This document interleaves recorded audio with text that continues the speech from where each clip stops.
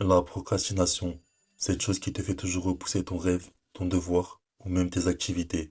Cette chose qui te détruit un peu plus chaque jour et que tu regretteras si tu n'arrives pas à t'en défaire. Mais tout d'abord, pourquoi on procrastine? On procrastine à cause de distractions, de paresse, de fatigue. On peut même aller jusqu'à repousser ce qu'on a à faire parce que ça demande de la concentration. Et quelqu'un qui n'est pas discipliné préférera toujours faire quelque chose de plus facile qui demande peu d'efforts. Et quand la procrastination dure trop longtemps, on finit par croire qu'on n'est pas capable de réussir ce qu'on veut faire. Alors que le vrai problème, c'est qu'on ne s'est jamais entraîné à résister à la facilité. Maintenant, vous voulez tous savoir comment arrêter définitivement de procrastiner. Je suis là pour ça. Je vais vous expliquer en plusieurs étapes comment guérir de cette mauvaise habitude. Avant de vous donner des solutions, je voulais d'abord vous parler de mon expérience. Si aujourd'hui je fais cette vidéo, c'est parce que j'ai moi-même traversé cette phase de procrastination et j'en suis presque sorti. Honnêtement, si j'étais encore bloqué là-dedans, cette vidéo n'existerait même pas. J'ai toujours été quelqu'un qui procrastinait énormément, je repoussais sans cesse ce que j'avais à faire. Parfois je finissais par m'y mettre, mais souvent, je ne faisais rien. Le pire, c'est quand tu vas te coucher et que tu te dis, j'aurais dû le faire. Et le lendemain, tu refais exactement la même erreur. Tu procrastines et si tu ne te réveilles pas à temps, tu peux perdre des jours, des semaines, voire même des mois. Tu ralentis tes projets et tu perds du temps bêtement. C'est pour ça que ce sujet me tient à cœur. C'est aussi pour ça que j'ai créé cette chaîne, pour partager ce que j'ai vécu et surtout les solutions que j'ai trouvées. Maintenant que vous savez ce que j'ai vécu, il est temps de voir comment en sortir. La première solution, c'est de limiter au maximum l'usage de votre téléphone. Aujourd'hui, c'est l'un des plus grands déclencheurs de procrastination. Entre les notifications, les réseaux sociaux et les applications, on se laisse distraire sans s'en apercevoir. Essayez, quand vous êtes dans un moment d'ennui ou que vous n'avez rien à faire, de vous occuper autrement que devant un écran. Et j'insiste, TikTok est pire que le téléphone lui-même. C'est extrêmement addictif. Quand je l'avais désinstallé, mon cerveau me réclamait TikTok automatiquement, comme un réflexe. Ce que je vous dis là, je l'ai vécu, mais c'est aussi scientifiquement prouvé. Ces applications libèrent des mini-doses de dopamine dans le cerveau, créant une forme de dépendance. Résultat, on repousse tout à plus tard. On veut juste se poser 5 minutes et on finit par scroller pendant 1 heure ou plus. Donc vraiment, évitez TikTok. Deuxième solution, ne pas écouter cette petite voix dans votre tête. C'est cette voix qui vous murmure, tu as assez travaillé, tu mérites une pause. Ou encore, prends ton téléphone, juste 5 minutes. Mais ces 5 minutes finissent souvent par devenir 1 heure à ne rien faire. Et cette voix-là, si vous l'écoutez, elle ne vous rendra jamais service.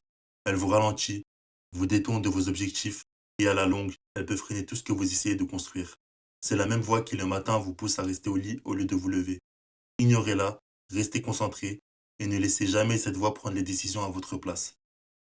Troisième solution, faire un planning et s'y tenir. Faire un planning, c'est une chose, mais si tu ne le respectes pas, ça ne sert à rien.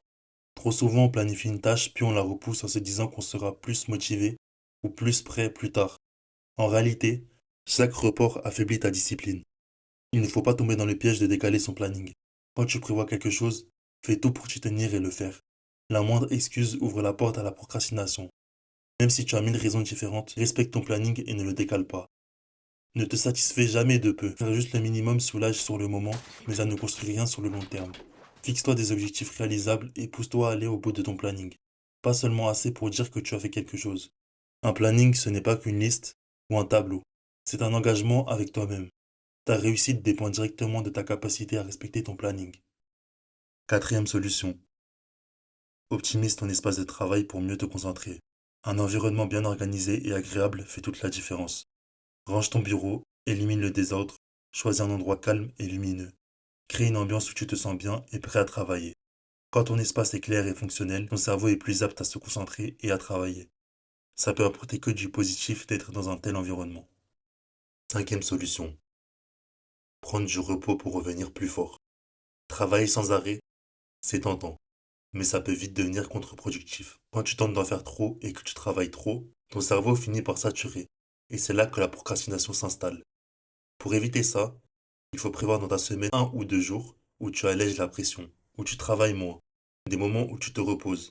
On n'est pas des robots pour travailler 24 heures sur 24. Et n'oubliez pas de prendre des pauses régulièrement dans vos sessions de travail. Ce repos n'est pas une perte de temps, c'est un investissement pour retrouver son énergie. Après une pause bien méritée, ta motivation revient plus forte et ta concentration s'améliore. Le but, c'est d'équilibrer l'effort et la récupération pour ne pas tomber dans l'épuisement. Priorise un sommeil de qualité.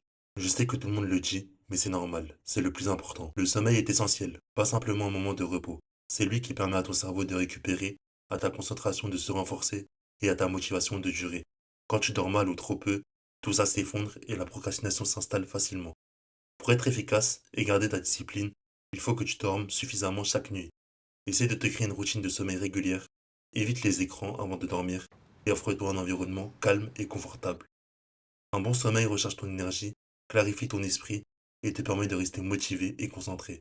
Voilà, j'espère que cette vidéo vous aura aidé et que vous ne procrastinerez plus, car ça serait dommage de gâcher tous vos projets pour un si petit détail. J'espère que cette vidéo vous a plu. N'hésitez pas à me dire en commentaire ce que je pourrais améliorer pour mes prochaines vidéos et dites-moi la solution que vous trouvez la plus pertinente selon vos habitudes et votre mode de vie actuel. On se retrouve très vite pour une prochaine vidéo.